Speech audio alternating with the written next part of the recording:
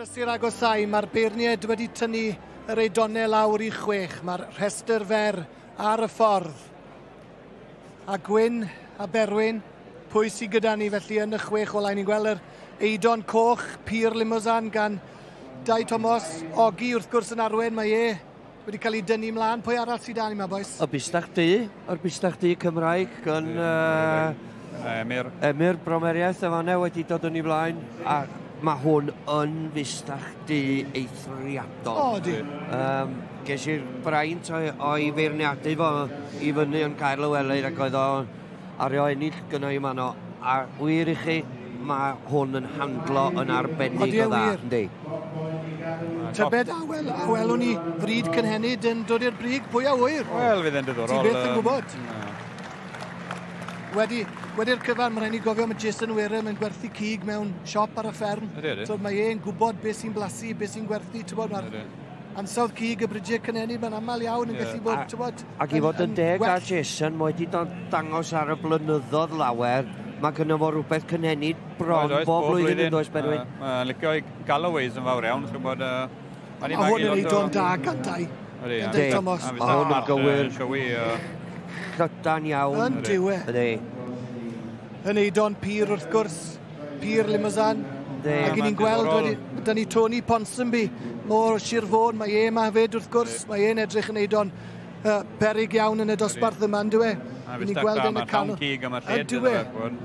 Mae'r teulu, maen nhw wedi gwneud job arbennig ar y Bystych yma'n dod. Maen nhw wedi cael llwyddiant da.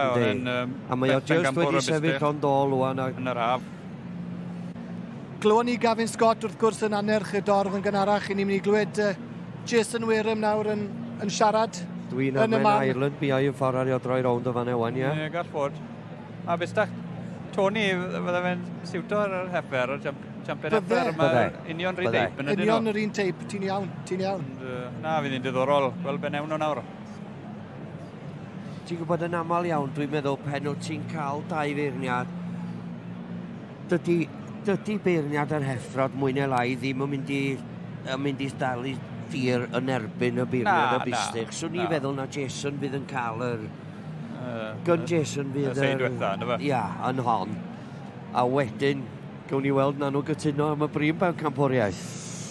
Yn ewn nhw siwr o gytuno yn y diwedd. Ia, mae'n drafod go arw fan ewan. Ond mae rhaid ni gofio, mae'r ddau wedi cydweithio yn y ffair yn neud y gwaith yma o'r blaen. Ond wedi bod yn beirniadu gwahanol ddosbarthiadau, ynddo fe? Un yn neud y heffrod, so fel arall rownd oedd I tro diwetha, ynddo fe? Felly maen nhw wedi gweithio dda dy gilydd o'r blaen, ynddo? Gavin Scott yn dod yn dol i'r Bystych pur yma. Yndi, maen nhw wedi dod nôl sawl gwaith at dyn Dai Thomas, ti'n bod? Yndi. Dwi'n rhyw deimlo bod nhw wedi gwneud penderfyniad, ond maen nhw'n cadw ni... Falle bod nhw wedi penderfynu ar y prif Pencampwr a dewis y reserf, falle. Dyna ni'n meddwl nawr, Berwyn, ie. Ie, yn union. Jason yn edrych am yr... Jason yn mynd I roed anerchiad I ni wan, dyma ni. Come to a final decision before they tap out the champion. We'll just hear a few words from our steer judge, Mr. Jason Wareham. Just like to thank the Welsh Winter Fair for having us down here to judge. Tremendous show of cattle, heifers and steers. You wouldn't find a better show anywhere in the country. Just an honour to come here and judge such good cattle. I will go ahead and tap our steer out. Thank you. Wel, gadwodd e pethau'n fyr. Le maen nhw'n mynd? Jason Wareham o Sussex sydd yn mynd I fynd ati nawr I roed I law ar Pencampwr y Bystych yn y Ffaerea. Mae'n mynd nôl i'r canol, wedi mynd i'r Alban. Mae wedi mynd I Anglo Island. Wel, tipyn o stori am ganlyniad. Andrew Ireland. Ddim amheuaeth bod y brif Pencampwriaeth yn mynd i'r Alban wan. Nag oes wir. Blwyddyn yr Albanwyr yw I a blwyddyn yr Albanwyr fydd I.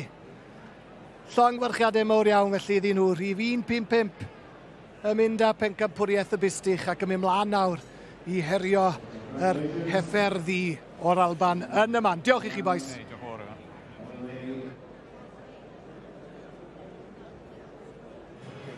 Wel Andrew, Llongyfarchiadau, many congratulations. Thank you very much, thank you. A Scottish double. Yeah, it seems so. We don't often get that down here, but no, buzzing, absolutely buzzing. What a feeling, eh? Yeah, exactly, especially in here. It's a special place. Homebred or some... No, he's not. He's I got him back in February time, showing him through the summer, and this is the kind of last show for him. He's a cracker.